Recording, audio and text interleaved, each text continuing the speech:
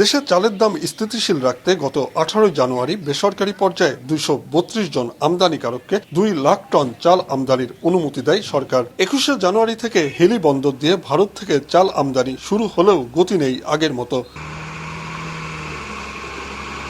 একসময় এই বন্দর দিয়ে প্রতিদিন 80 থেকে 90 ট্রাক চাল আসলেও বর্তমানে আমদানি হচ্ছে মাত্র 8 থেকে 10 ট্রাক। চাহিদা না থাকায় আমদানি কমেছে বলে দাবি আমদানিকারকদের।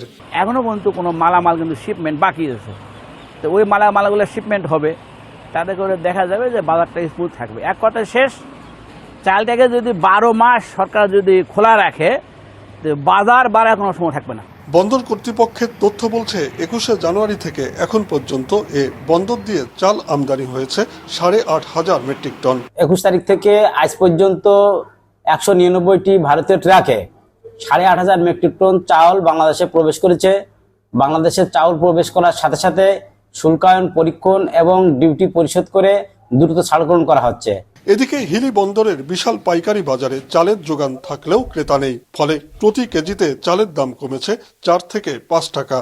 আর বাংলাদেশের বাজারটা এতই খারাপ হয়েছে, সোনা ভাই 50 টাকার চাল এখন বিক্রি হচ্ছে হলো 45 টাকা। চালের চাহিদা এখন খুব একটা বেশি না, চাহিদা কম চালের, বাজার ওই জন্য কমতিছে।